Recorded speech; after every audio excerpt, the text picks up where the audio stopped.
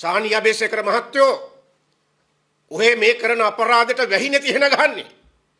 මේ රටේ රාජ්‍ය බුද්ධ්‍යංශ ප්‍රධානියා හිටපු ප්‍රධානියාව අරගෙන අපිරිසුදු මීයෝ පිරිච්ච කාමර හිර කුටියකට දාලා ඊටාම සංවේදී කරුණක් අපේ රටේ රාජ්‍ය බුද්ධ්‍යංශයේ හිටපු ප්‍රධානී සුරේෂ් සලේ මහතා තමුන්නාන්සලා දන්නවා මේ වෙන විට දින 90කට වඩා වැඩි කාලයක් ඩීఓ ගහලා ජනාධිපතිගේ බලතල යටතේ ඩීఓ ගහලා නිසි පරිදි අධිකරණයේ දැනුම්වත් කිරීමකින් තොරව ඩීఓ ගහලා රඳවා තබාගෙන ඉන්නවා. මුල් කාලේ පරිච්ඡේදය තුල ඔහුව රහස් පොලිසියේ කාමරයක තමයි නතර කරගෙන තිබුණේ. ඒ කාමරයේ යම් අවම පහසුකම් ප්‍රමාණයක් තිබුණා. නමුත් ශානි අබේසේකරලා බලාපොරොත්තු වෙන විදිහේ ප්‍රකාශයක් ඔහුගේ නොලැබීම මත දැන් මොකද කරලා තියෙන්නේ?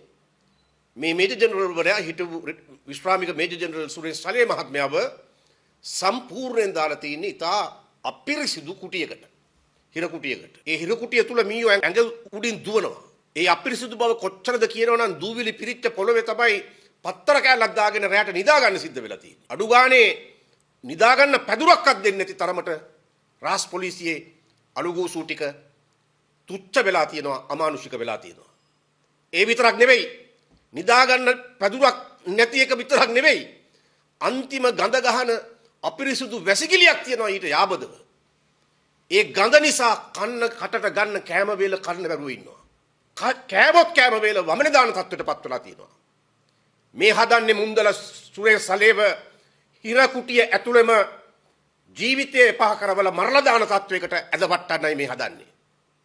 මේ රටේ රාජ්‍ය බුද්ධ්‍යංශ ප්‍රධානියා වෙලා හිටපු තමිල් චෙල්ලොම්ලට උඩින් පහර දෙන ඒ බුද්ධි තොරතුරු සපයලා දීපු එදා යුද්ධ පවතින වෙලාවේ රාජ්‍යයේ හැටියට ක්‍රියාත්මක වුණු මේ රටේ මිනිස්සු මරාගෙන මැරෙන බෝම්බකාරයන්ගෙන් මැරෙන්න ගියේව නවත්තගත්තු මේ රටේ මිනිස්සු මරාගෙන මැරෙන ලොරි වලින් ඇවිල්ලා ගහන්න හදන ඒවෙන් නවත්තගත්තු මේ රටේ මිනිස්සු බස් වල පිපිරෙන බෝම්බ වලින් කෝච්චි වල පිපිරෙන බෝම්බ වලින් වෙන්න නියමිත වෙලා තිබිච්ච බෝම්බ වලින් පිපිරලා කෑලි ගිහිල්ලා මරණයට ලක් වෙන එක නවත්තගත්තු ඒවා පූර්ව තොරතුරු අරගෙන ඒවා බෙදා හැරලා ඒ මගින් රටේ නීතිය හා සාමය විධානය ආධිපත්‍ය ආරක්ෂා කරගත්තු. එහෙම බුද්ධි ප්‍රධානියාට තමයි අද මේ තුච්ච සහ අවමන් සහගත ලෙස කටයුතු කරන්නේ. ශානි අබේසේකර මහත්තයෝ ඔහේ මේ කරන අපරාධයට වැහි නැති වෙන ගහන්නේ. ඔහෙටයි ඔහුගේ ලොක්කටයි මේ රටේ රාජ්‍ය බුද්ධ්‍යංශ ප්‍රධානියා හිටපු ප්‍රධානියාව අරගෙන අපිරිසුදු මීයෝ පිරිච්ච කාමර හිර කුටියකට දාලා අල්ලපු වැසිකිළිය තුච්ච ගඳහින්ද කටට ගත්තු කැම ටික බඩට යන්නේ නැති තත්වයකට පත් කරලා निराहारව තියලා රෝගියෙක් කරලා මරා දාන්නයි මේ හදන්නේ. මේ තුච්ච අපරාධයට ඉඩ දෙලා බලන් ඉන්නවද මේ රටේ මිනිස්සු?